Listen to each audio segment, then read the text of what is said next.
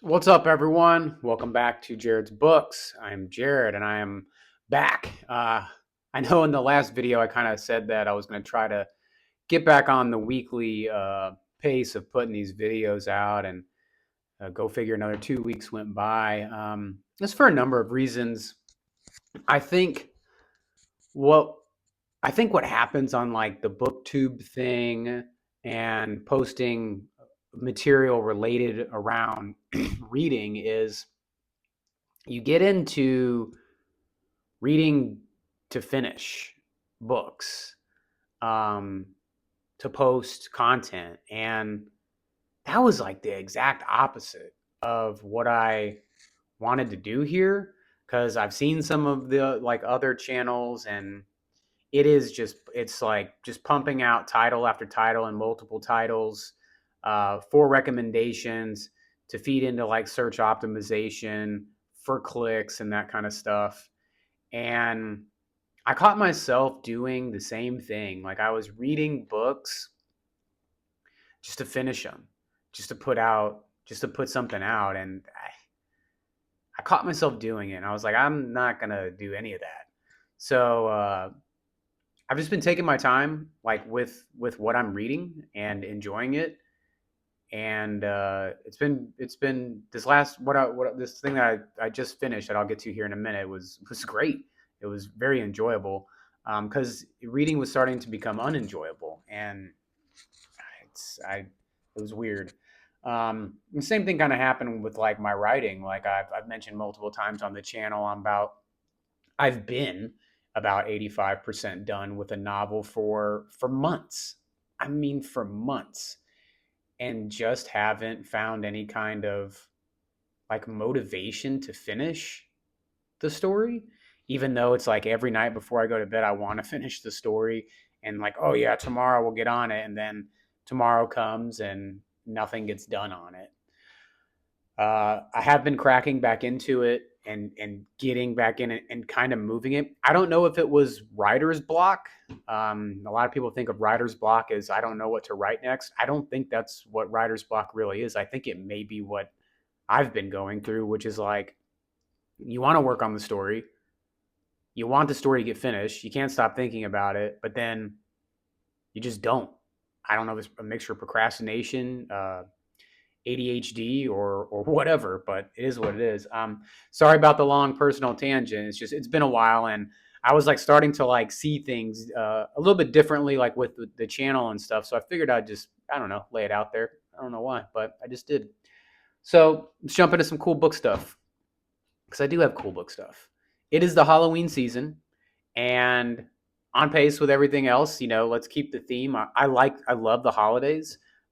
We throw up our Christmas tree like November 1, but we're also really big like Halloween people. So like we go trick or treating in a neighborhood that's just packed and has houses really do it up, and it's just a lot of fun. I really got into the season this year. I've been making like a lot of pumpkin desserts and apple desserts, and we were carving pumpkins with the kids, and it's I've just had a lot of fun. So I wanted to read some spooky stuff, and I also wanted to get back to a good home base. And a good home base of reading for me is Stephen King. It's I don't know what it is. I think it's everything he does well. I think it's his storytelling. I think character development. I think his weird quirkiness sometimes is what keeps people that really enjoy Stephen King coming back. And for a good book recommendation, I wanted to recommend and review Stephen King's The Shining. This book is awesome, um, and very different than the movie. So if you're a Stephen King fan and you've seen the movie, because the movie was great with Jack Nicholson, but it doesn't follow what happens in the book at all. Towards the last 30% of the book, I think, is completely different than the movie. So it's Jack Torrance gets a job offer at the Overlook Hotel. The hotel has a very dark history of some bad things happening in it, and Jack Torrance is using this as a getaway to work on his writing and work on a novel, and also get some family time to try and patch up what has become a family kind of on the fringe of falling apart. He's had some issues dealing with alcohol that led to an accidental like child abuse instance with his young son, Danny, and the young son is actually exhibiting some strange behavior that they refer to as shining, which is like kind of like telepathic abilities and speaking between one another. So the only issue is with this job he's taking as a caretaker for the Overlook Hotel is the hotel gets socked in with snow, and there's no way out. So it creates that really cool environment of not being able to escape the situation or the area, which I think is critical in horror, suspense, and thriller stories in general. Like they can't get out of the hotel. It's the same thing like with the space thing. If you can't get out of space, it just adds a creepy element to it. Then you have Jack Torrance dealing with his own mental issues of kind of cabin fever, alcohol withdrawal, and paranoia. Um, and then you deal with Danny's story in there too, and to a lesser extent Mrs. Torrance. She's kind of just like a side character. She was great in the film. Everybody always talks about like the really long cigarette ash, and it's just I thought it was done really well. I've heard that Stephen King didn't like the way that The Shining was done. I don't know if that's true or not. Let me know if you've heard that too. I know he had a problem with some of his films, which he should, because a lot of his films come out like big cheesy just cheeseball fests, and they could be done so much better. The Shining, this book is like his I would say like some of his earlier writing style. So it's kind of all over the place, real sporadic, spastic, uh, untethered, I guess would be a good word for it, which really adds to the paranoia, scampering, cabin fever feeling, desperation. It's a really good book. It was really cool. It's a lot of fun to read. I would give this one an 8 out of 10 any day of the week. I would definitely recommend it. It's one of Stephen King's really good ones that I personally enjoyed and enjoyed the movie. So you could read it, you could watch the movie around Halloween. It's a good book. So keeping with that same in that same vein of Stephen King, I picked up. This is my current read, so I'm currently working on it, but it's 4 past midnight. So it's 4 different Stephen King stories in the one book, and these are stories that are uh, they weren't quite long enough to be a novel, and he wanted to put them, out there and publish them. And we've got the Langoliers, Secret Window, Secret Garden, the Library Policeman, and the Sundog. So I'll kind of give a breakdown on each one as I go. And I just finished reading the Langoliers in here. It's a quick story. It's 300 pages. It reads really fast because it is fucking awesome. I usually try to keep the language clean on here, but it is. I've read a lot of Stephen King. I think like a whole shelf over there and a half is nothing but Stephen King. And I remember, and let me know if anybody else saw this, but there was like a made for TV movie back in the mid 90s, could have been early 90s, of the Langoliers. I searched for it on like our smart TV, and I think I found it. So I'll let you guys know if that's it, and I'll post like a picture of it so you can check it out too. But the Langoliers is an awesome story to read leading up to Halloween. I would do The Shining if you were really looking like Halloween, like spooky stuff. Do The Shining because I think it's better in that aspect. The Langoliers is more of like a thriller, suspense, psychological thriller with some like space time themes going on in it.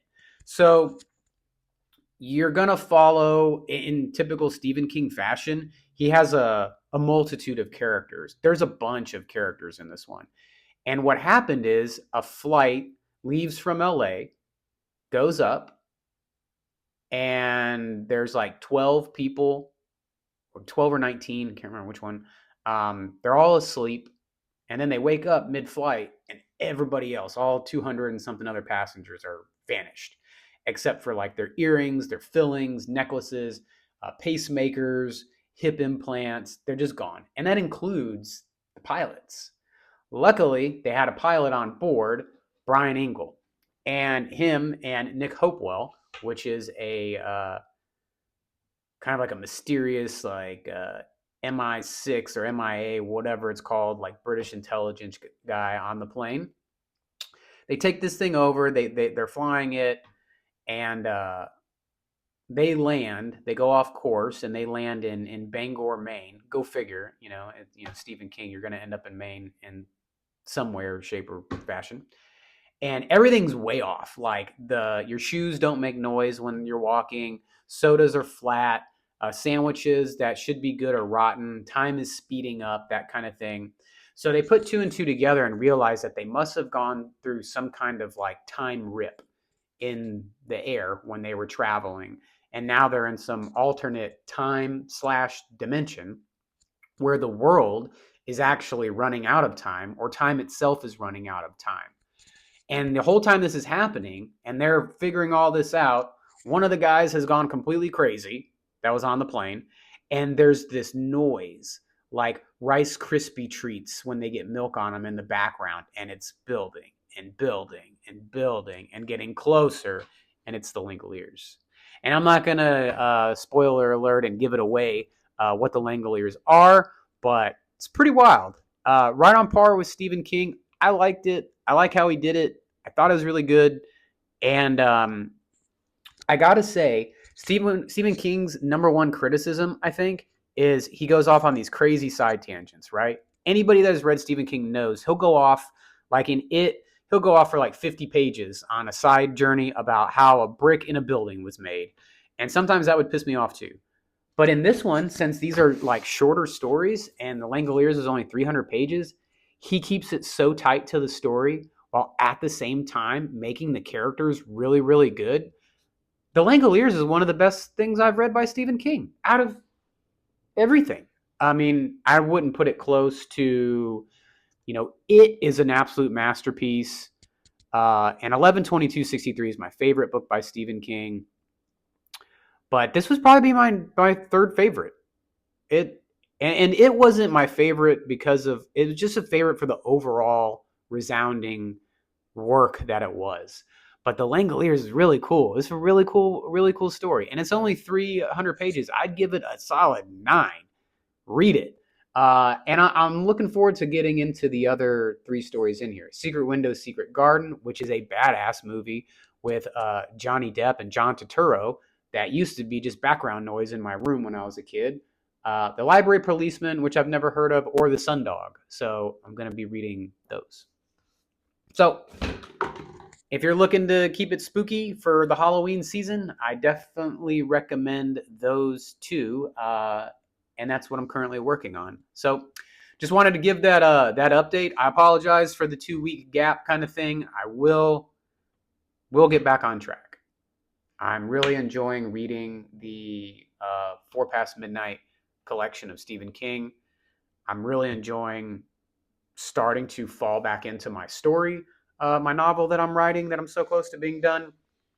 And sometimes we just get sidetracked, Sometimes it's, who knows, maybe it's the moon, the universe, or whatever it is, but you get in funks, that kind of thing. And that's kind of where I've currently been at. But yeah, I'm not going to keep going on. As always, keep reading. Thanks for stopping by. We'll talk soon.